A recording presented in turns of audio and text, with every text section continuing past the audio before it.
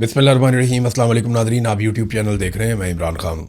Nadreen, ने अलीमा खानम ने जवाब दिया है उन तमाम लोगों को जो एतराज़ कर रहे थे कि वो मौरीसी सियासत है और वो क्यों अपने भाई के लिए बाहर निकल रही हैं या वो ख़ुद क्यों तहरीक चलाने के लिए निकली हैं। तो मैंने आपको पहले भी बताया था कि वो कोई इलेक्शन लड़ने के लिए तो निकली नहीं, ना उन्होंने कोई वज़ीर बनना है, मुशीर बनना है, सेनेटर बनना है, कुछ भी ऐसा उनका तो है नहीं। वो तो अपने भाई के लिए आई है और वो पहले भी ये करती रही हैं, आज भी वो यही कर रही हैं। कई दफ़ा उन्हें गिरफ़्तार भी किया गया, हिरासत में लिया गया, टॉर्चर भी किया गया, लेकिन इसके बावजूद वो इस पर डटी रहीं। अब उन्होंने बड़ा साफ जवाब दिया है जितने लोग तनकीद करने वाले हैं उनको, हम बिल्कुल मौरूसी हैं, हम अपने भाई के लिए खड़े होंगे, हमें कोई रोक नहीं सकता, हम इमरान खान का साथ नहीं छोड़ेंगे और इमरान खान को जेल से बाहर निकालेंगे। जिसको मुज़ाहमत नहीं करनी, जिसको ताने कसने हैं, जिसको चीखें मारनी हैं, वो जाकर बूट चमकाए। इमरान खान साहब के नाम पर ओहदों के मज़े आप लूटें और फिर मौरूसियत की चीखें भी आप मारें। बल्कि नाज़रीन, आप ऐसा करेंगे, मैं आपको ये पूरा पढ़ के सुनाऊं, इससे बेहतर है कि आप सुन लें कि अलीमा खानम ने क्या कहा इस हवाले से। बताती हूँ, मैं इसको जरा क्लियर कर दूँ। हम बिल्कुल मारूसी हैं, हम अपने भाई के लिए खड़े होंगे, हमें क्या कोई रोक नहीं सकता। हम अगर 2 साल से खड़े हैं तो मारूसी हैं तो खड़े हैं ना। अगर जब इमरान खान के बच्चे इमरान खान के लिए आवाज उठाएंगे, मारूसी हैं तो खड़े हैं ना। मारूसी क्या होता है? खानदान। इमरान खान अकेला नहीं है, हम साथ हैं और हम हमेशा साथ रहेंगे। हम उनका साथ नहीं छोड़ेंगे, हम उनको जेल से बाहर निकाल के इंशाल्लाह पूरी मेहनत करेंगे, रहेंगे। हम उनके ऊपर सियासत नहीं कर रहे, वो हमारे भाई हैं और हमें किसी से ये नहीं फर्क पड़ता क्यों क्या कहते हैं, हमें नहीं फर्क पड़ता क्या कहते हैं। मसला हमें तो नहीं है ना, लेकिन हम हिफाजत भी करेंगे इमरान खान की। हम अगर कोई गलत बात करेगा, अब हमने ये वार्निंग दे दी है कि हम बिल्कुल अब जाहिर कर देंगे सबके सामने। अगर हमारे भाई का पैगाम कोई गलत करेगा, हम उसको सही कर देंगे। ये हमारी, देखिए, अगर हमने अपने भाई को तहफ़्फ़ुज़ देना है, उनको गार्ड करना है, सबसे जरूरी चीज ये कि अगर वो आइसोलेशन में है, उनका नाजायज कोई फायदा ना उठाए। ये हमारी ड्यूटी है और हम इसको पूरा करेंगे इंशाल्लाह। हम लोगों को सबको कहा हुआ है, आप फिक्र ना करें, जो मर्जी कोई कह दे, हमें जो मर्जी अटैक करे, हमें कोई फर्क नहीं पड़ता। हम जिसके लिए खड़े हैं, भाई के लिए। अच्छा जी, बड़ी वजाहत के साथ उन्होंने कह दिया और साफ उन्होंने जवाब दिया कि जिसने जो करना करे, और हम तो खुलकर जो इमरान खान का मौक़िफ़ है वही कौम के सामने रखेंगे और किसी को उनकी कैद तन्हाई का गलत फ़ायदा उठाकर गलत इन्फॉर्मेशन बाहर पहुंचाने की या सिचुएशन को मैनिपुलेट करने की इजाज़त हम नहीं देंगे। तो ये बड़ा क्लियरली एक मौक़िफ़ आ गया। काजी फायद ईसा सबसे बड़ा मुजरिम है इस कौम का। यानी अगर आप टॉप के बड़े बड़े मुजरिम निकालें ना, तो एक तो मिलिट्री एस्टेब्लिशमेंट है, जनरल बाजवा, उसके बाद बारी आ जाती है जनरल आसिम मुनीर की, फिर बीच में नदीम अंजुम ने बहुत तबाही फेरी। अभी जो DGISI है वो गो के ज़्यादा मीडिया के अंदर डिस्कस नहीं होते, लेकिन जो कुछ भी हो रहा है वो DGISI है। जो कुछ भी आज सेक्टर कमांडर्स कर रहे हैं, रिस्पॉन्सिबिलिटी तो जाती है हर तरफ। तो जो बड़े बड़े लोग हैं उनमें जहाँ मिलिट्री के लोग मौजूद थे जिन्होंने गलत किया, कुछ सियासतदान उनके सहूलतकार बने, वहीं पे जजेस में कुछ ऐसे घटिया किरदार थे जिन्होंने पाकिस्तान का बेड़ा गर्क कर दिया। उसमें जो सबसे मकरूह किरदार था, सबसे घटिया किरदार था, वो काजी फायद ईसा का था। आज जो चीफ जस्टिस है याया अफरीदी, याद रखिएगा, इस आदमी ने भी बहुत नुकसान पहुंचाया। इसने कंप्रोमाइज किया और अदालत का हुलिया ही बिगाड़ दिया। इसने हर वो केस दबाया और हर उस चीज को दबाकर बैठ गया जिस चीज से इंसाफ मिल सकता था या पाकिस्तान में अदलिया बच सकती थी। आज अदलिया जितनी कंप्रोमाइज्ड और कमजोर है, उसकी सबसे बड़ी वजह, काजी फायद ईसा से भी ज्यादा बड़ी वजह, वो याया अफरीदी है। लेकिन बुनियाद इन सारी चीजों की काजी फायद ईसा ने रखी थी। काजी फायद ईसा ने एक फैसला दिया था बड़े गुस्से में आके, मुनाल रेस्टोरेंट वाला, वहां मुनाल की दीवारों पे अभी भी लिखा हुआ है, काजी फायद ईसा को गालियां लिखी हुई हैं लोगों ने। बेशुमार लोग वहां काम करते थे, वो रेस्टोरेंट चलता था, काम ठीक चल रहा था, पता नहीं काजी को क्या तकलीफ हुई, इसने वो बंद कर दिया पकड़ के। और अभी सुप्रीम कोर्ट ऑफ पाकिस्तान ने बाकायदा, जो आईनी अदालत है, आईनी अदालत का जो ऐसे केसेस, जो क्रिमिनल केसेस हैं या दीगर जो मामला है, उनसे क्या ताल्लुक है? आईनी अदालत में आईनी मामला जाने चाहिए थे कि जनाब आइन की ये तरमीम हो रही है, इसके बारे में बता दें, आइन के अंदर ये शिक तब्दील हो रही है, इसके बारे में बता दें, ये एक कानूनी और आइनी नुक्ता है, इसके अंदर ज़रा वजाहत फरमा दें। वो चीज़ें आइनी अदालत में जानी चाहिए थी। वो तो जाती नहीं। अब जो बाकायदा फौजदारी मुकदमात हैं वो भी आईनी अदालतों में चले जाते हैं, और इमरान खान को फंसाने के लिए ये सब किया गया कि इमरान खान के मामलात और मुकदमात भी आईनी अदालतों में पहुंचाए जाएं, क्योंकि आईनी अदालतों में वो नौरतन बैठे हुए हैं जो पाकिस्तान की मिलिट्री एस्टेब्लिशमेंट की मंशा के बगैर फैसला ही नहीं करते, वो उससे बाहर जाते ही नहीं है।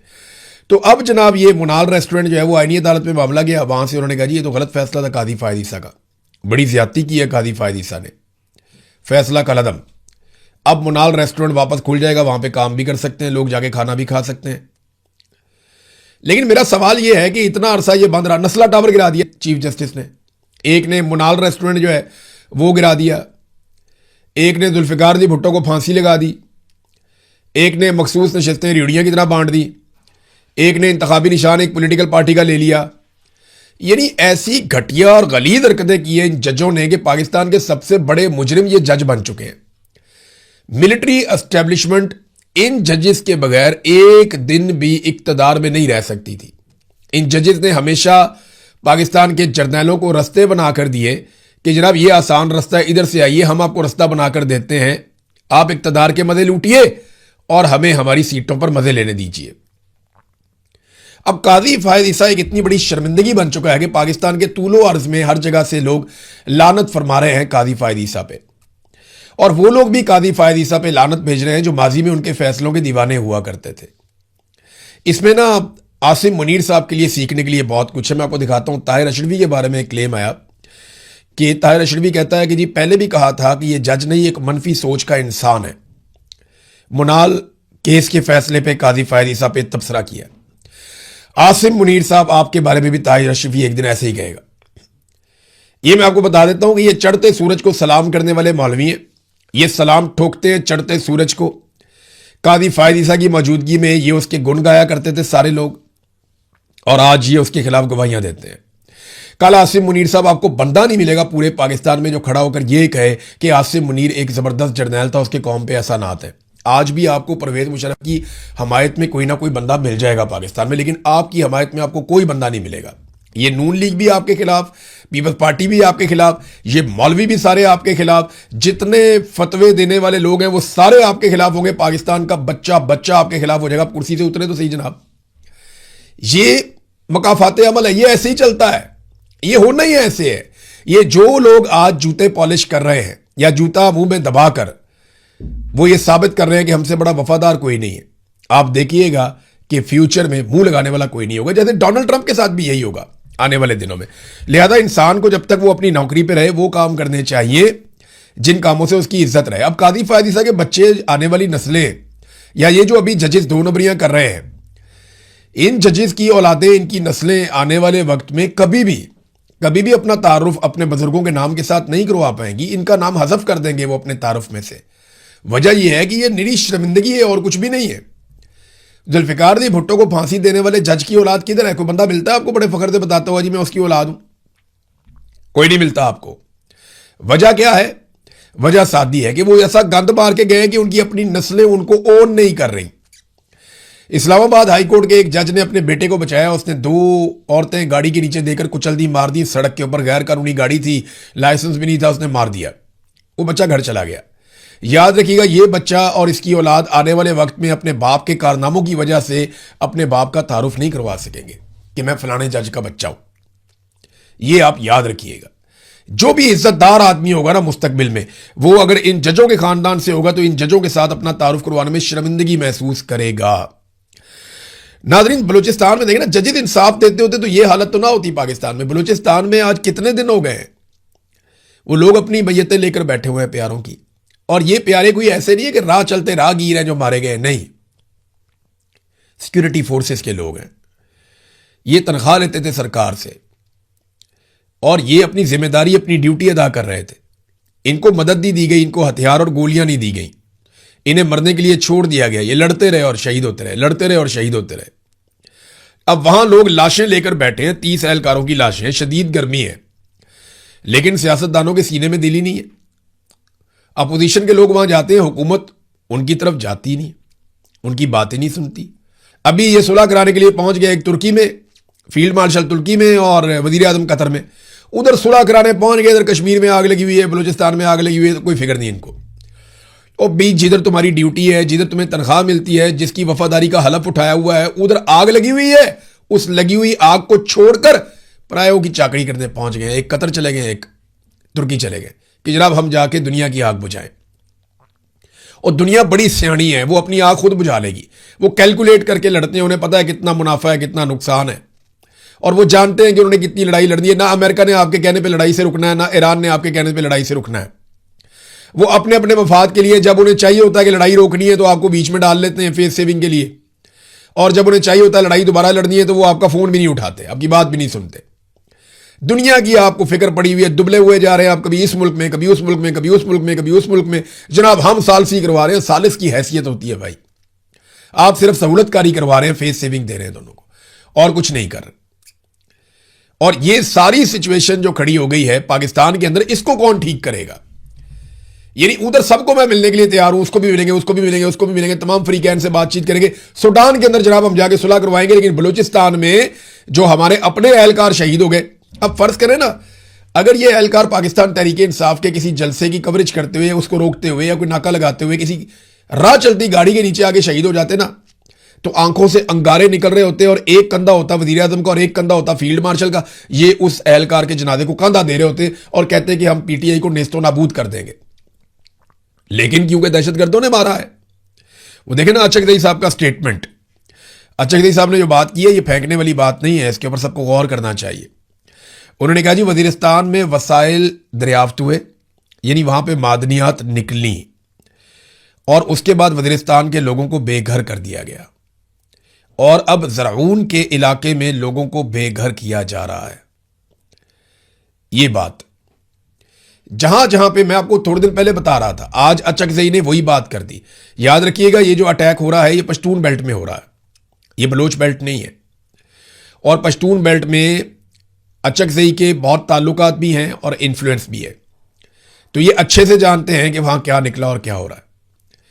तो उन्होंने कहा जी वजीरिस्तान में जब वसाइल दरियाफ्त होते हैं या मादनियात निकलती हैं तो वहां लोग बेघर हो जाते हैं, ऑपरेशन शुरू हो जाते हैं।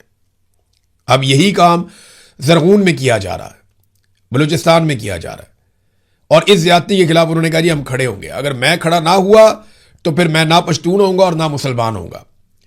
फजलुर रहमान साहब ने एक नुक्ता उठाया और बड़ा वैलिड पॉइंट है जो उन्होंने उठाया, कसूर वाले जलसे में ये मिस हो गया था। उन्होंने कहा जनाब हमारे मुल्क की हालत यह है कि हिंदुस्तान के साथ पूरी सरहद हमारी बंद है, कोई बातचीत, कोई तजारत, कोई चीज हम उनके साथ कर ही नहीं पा रहे, वो तो हमारा पानी भी रोक रहे हैं। अफगानिस्तान के साथ पूरी सरहद बंद है, मगरबी सरहदें भी हमारी बंद है, मशरकी सरहदें भी हमारी बंद है। ईरान के साथ हालात ऐसे हैं कि ना वो अच्छे हैं ना बुरे हैं। चीन अपना एतमाद पाकिस्तान से उठा चुका है।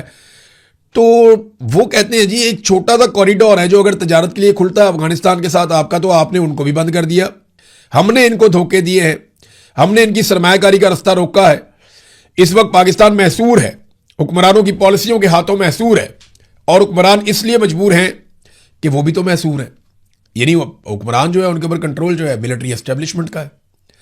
ये तो सूरत हाल है बलूचिस्तान की, और पाकिस्तान खित्ते में अकेला होता चला जा रहा है। ये जाके पूरी दुनिया से जफियां डाल रहे हैं, लेकिन यहां खित्ते में हमारी सिचुएशन क्या है कि हम ईरान के साथ पूरा बॉर्डर हमारा ऑलमोस्ट सील है, वहां से सिर्फ स्मगलिंग होती है।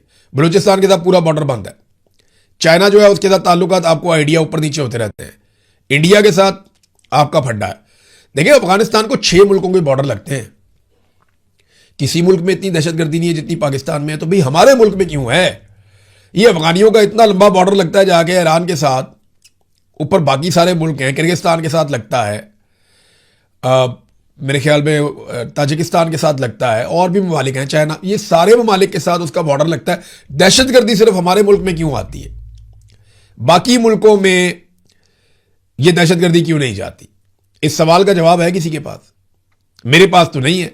अगर आइंदा कोई डीजी या एसपीआर साहब बुलाएं सहाफियों को मिलने के लिए, तो उनसे ये जरूर पूछें कि जनाब अफगानिस्तान में 6 मुल्कों का बॉर्डर है, सिर्फ पाकिस्तान में दहशतगर्दी होती है और हम कहते हैं जी अफगानिस्तान करवा रहा है और फितनातुल खवारिज अल हिंदुस्तान, तो हमारे पे ये क्यों हो रहा है, बाकियों पे क्यों नहीं हो रहा? ये सवाल पूछना चाहिए। एक और चीज नाज़रीन, आजाद कश्मीर में आटे का बहरान शदीद होता जा रहा है।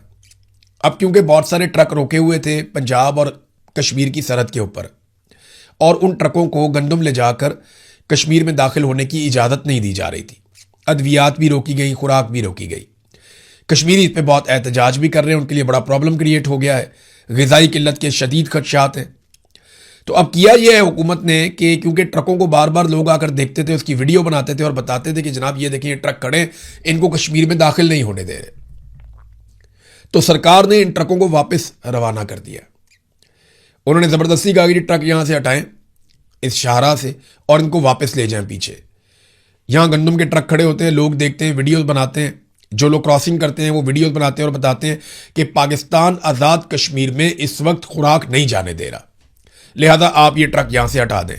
तो वहां से जनाब ट्रकों को हटा दिया गया। लेकिन दूसरे मनाजिर जो मैंने देखे आज़ाद कश्मीर में, बड़े पैमाने पर लोग निकले हैं एहतजाज करने के लिए। ख़वातीन हैं, बच्चियां हैं, बच्चे हैं, स्कूलों के यूनिफॉर्म्स में आ रहे हैं, वहां पे आकर बात कर रहे हैं। तो आज़ाद कश्मीर में एहतजाज को कंट्रोल करने में मुकम्मल तौर पर सरकार नाकाम रही है। तो क्या वहां पे ये एक फ्री एंड फेयर इलेक्शन करवा सकते हैं? अव्वल तो फ्री एंड फेयर इलेक्शन करवाने का इनका इरादा कोई नहीं है, ये धांधला करेंगे। लेकिन क्या ये इलेक्शन करवा भी पाएंगे? मेरी ज़ाती तौर पे राय है कि अगर पीटीआई बाहर निकल गई है, ज्वाइंट अवामी एक्शन कमेटी इलेक्शन लड़ नहीं रही, तो ये आपस में सीटें बांट लें, टॉस कर लें, किसकी हुकूमत होगी किसकी नहीं होगी, आपस में ही कर लें तय। ये इलेक्शन वाला ढोंग करने का फायदा कोई नहीं है, वहां बंदे मर जाएंगे, नुकसान हो जाएगा, पाकिस्तानियों का पैसा भी बहुत ज़ाया हो जाएगा। लिहाजा आप आपस में टॉस वास करके या आपस में मिल बैठ के आप लोग फैसले कर लें कि किसको हुकूमत देनी है और किसको हुकूमत नहीं देनी। क्योंकि पाकिस्तान जो है ना वो इतना खर्चा नहीं उठा सकता। हालात देखें ना पाकिस्तान के, हमारे मुल्क में ये अभी मैं सुन रहा था हारून शरीफ साहब को, बड़े सीनियर एनालिस्ट हैं और ये इकोनॉमिस्ट हैं, वो ये कहते हैं जनाब के पाकिस्तान में जो नेट फॉरेन इन्वेस्टमेंट है वो नेगेटिव है। यानी पाकिस्तान में जो पैसा आया इस ज़मन में वो 1.6 अरब डॉलर था और जो पाकिस्तान से निकल गया वो 2.5 अरब डॉलर था। तो आप प्लस माइनस करें तो 1 अरब डॉलर का तो आपको नुकसान हो गया उल्टा। फिर वो ये कहते हैं कि 19 मल्टीनेशनल कंपनियां पाकिस्तान से निकलकर चली गई पिछले 2 साल में। फिर इन्वेस्टमेंट टू जीडीपी की सूरत हाल यह है कि 50 साल का हमारा सबसे बड़ा डिप है। 50 साल में इतनी कम नहीं हुई जितनी अब हो गई है। बिजली के ऊपर हमारे ऊपर सर्कुलर डेब्ट चढ़ा हुआ था, कर्जा चढ़ा हुआ था, हमने बिजली की अदायगियां नहीं की हुई थी। अब पता चला गैस के ऊपर और पेट्रोल के ऊपर भी चढ़ा हुआ है। पता कितना है? 3600 अरब रुपए, 3600 अरब रुपए। 1 अरब में 100 करोड़ होते हैं, तो 3600 अरब रुपए आपके ऊपर सर्कुलर डेब्ट चढ़ा हुआ है। किसका? पेट्रोलियम का और गैस का। बिजली का इसके अलावा वो पिछले साल का जो डाटा था उसके मुताबिक 2500 अरब पिछले साल वाले डाटा में था। तो इतने कर्जे आपके ऊपर सिर्फ ये इंटरनली इन 3 चीजों के चढ़े हुए हैं, गैस पे, पेट्रोल पे और बिजली पे। और आपकी कमर टूट गई है ज्यादा बिल दे देकर, लेकिन फिर भी ये कर्जे पाकिस्तान के ऊपर चढ़े हुए हैं। मैंने आपको बताया था ना कि जो आसिम मुनीर रजीम है ये मुकम्मल तौर पर नाकाम हो चुका है, फेल हो चुका है। अब इनको ये मलबा किसी पे डालना है, ये मलबा भी किसी पे नहीं डाल पा रहे। ये दुनिया में जाके इधर उधर जो कोशिशें करते हैं कि हमें कुछ पैसा मिल जाए, कोई सरमायाकारी लेकर पाकिस्तान में आ जाए, कोई 2, 4, 10 अरब डॉलर पाकिस्तान में आ जाए। जो पैसा पाकिस्तान में आना था वो चाइना ला चुका है। जितना पाकिस्तान में पैसा पहले आना था वो आ चुका है। अब इतनी दहशतगर्दी और मारामारी के अंदर जब रोजाना बैनुल अक़वामी खबर ये चलती है कि आज फलां शहर पे कब्जा हो गया, आज फलां शहर पे कब्जा हो गया, आज वहां धमाका हो गया। वो जीवनी का मैंने मंजर देखा, उन्होंने लाके ट्रक पूरा मारा कंपाउंड के अंदर, पूरा कंपाउंड तबाह कर दिया सिक्योरिटी फोर्सेस का। ये मनाजिर पूरी दुनिया देख रही है। टीटीपी और बलूचिस्तान लिबरेशन आर्मी BLA वो बाकायदा वीडियोस जारी कर रहे हैं, बता रहे हैं जनाब ये देखें हमने ये पाकिस्तान की हालत कर दी है। और इससे बैनुल अक़वामी सतह पे इंपैक्ट क्या जा रहा है? कोई नहीं आता यहां सरमायाकारी लेकर, कोई पागल ही होगा जो सरमायाकारी लेकर आएगा। और पाकिस्तान के अंदर पॉलिटिकल स्टेबिलिटी बिल्कुल नहीं है, और वजह उसकी यह है कि इमरान खान को जबरदस्ती हमने जेल में बंद करके रखना है। उसके अलावा इनके पास ऑप्शन कोई नहीं है। और जब कुछ भी नहीं होता ना आपके पास, तो फिर आप रंगबाजी करते हैं। वो रंगबाजी आप देखें ना कैप्टन सफदर ने की है, वो लोगों ने वहां पे वीडियो बना के डाल दी सोशल मीडिया पे। कैप्टन सफदर साहब भी कारनामे ही करते रहते हैं। सबसे बड़ा कारनामा तो उनका अपनी शादी वाला कारनामा ही बहुत बड़ा है। ये वहाँ ड्यूटी कर रहे थे, उधर शादी कर दी उन्होंने, लेकिन वो उनकी निजी ज़िंदगी है। अल्लाह ताला कामयाब करे उन्हें और उन्हें हंसता बसता खुशहाल रखे। लेकिन कारनामा जो उन्होंने किया वो देखें आप। कैप्टन सफदर आजकल अपने इलाके के अंदर जो खैबर पख्तूनख्वा में वो गैस के इफ्तिताह करते फिर रहे हैं। एक जगह जाते हैं गैस का इफ्तिताह, दूसरी जगह जाते हैं गैस का इफ्तिताह, तीसरी जगह जाते हैं गैस का इफ्तिताह। वो मकामी कोई नौजवान है, उन्होंने कहा जी गैस का ये इफ्तिताह करता है। पीछे पूरे एरिया में गैस नहीं आ रही, ये आगे जाता है एक जगह पे गैस का इफ्तिताह कर देता है। ये कैसे हो रहा है? ये कैप्टन साहब इफ्तिताह कैसे करते फिर रहे हैं गैस का? रास्ते में गैस नहीं है, पाइपलाइन बिछी नहीं है, ये गैस का इफ्तिताह कैसे कर दिया? उन्होंने जनाब एलपीजी का सिलेंडर पकड़ लिया। इन्होंने काम क्या किया हुआ, रंगबाजी चेक करें आप इनकी, नौसरबाजियां। यही मरियम नवाज ने, मुझे लगता है यही से नौसरबाजियां इन्होंने एक दूसरे से सीखी हैं। वो एलपीजी का सिलेंडर है, वो रखा हुआ है गाड़ी के अंदर, उसको ले लेकर फिर रहे हैं, जहां दिल करता है वहां सिलेंडर खड़ा किया, उसके साथ पाइप लगाया, गैस का इफ्तिताह कर दिया, रोला डाल दिया, जनाब गैस आने लगी है, गैस का इफ्तिताह हो गया, गैस पता नहीं कब आएगी। ये नादरीन सूरत-ए-हाल और हालात हैं इनके, रंगबाजी के साथ ये मामला चला रहे हैं। प्रैक्टिकली इन्होंने पाकिस्तानियों के लिए कुछ नहीं किया। नादरीन, अमेरिका और ईरान में शदीद झड़पें शुरू हो गई हैं दोबारा, और वजह उसकी यह है कि अमेरिका को लगता है कि आबना हुर्मुज़ को पहले की तरह खुलना चाहिए, ईरान को लगता है नहीं, उनका कंट्रोल वहां पे रहना चाहिए। यहां से लड़ाई ट्रिगर हो जाती है। जब से जंगबंदी हुई है उसके बाद से लेकर अब तक इस वक्त जो झड़पें हुई हैं वो शदीद तरीन है। अमेरिका ने जंगबंदी के बाद सबसे बड़ी बमबारी ईरान पे अब की है गुज़िश्ता 2-3 दिनों में। ईरान ने जो जवाबी कार्रवाई की है, उन्होंने अमरीकी अड्डों को कतर में, कुवैत में, बहरीन में, यूएई में और उर्दन में निशाना बनाया, और वहां नुकसान भी हुआ है। इसकी तफसीलात अमेरिका कल जारी करेगा। एक और खबर है नाज़रीन, वो बड़ी दिल दहला देने वाली और हैरान कर देने वाली खबर है कि ईरान के एक साबिक सदर को अमेरिका ने कैसे काबू किया। न्यूयॉर्क टाइम ने उसके ऊपर एक रिपोर्ट लिखी है। वक्त कम है, अगले वीलॉग में मैं आपको बताऊंगा, इसके बारे में मैंने निशान लगा दिया है। अब तक के लिए इतनी, अपना ख्याल रखिएगा, अपने इस चैनल का भी। अल्लाह हाफ़िज़।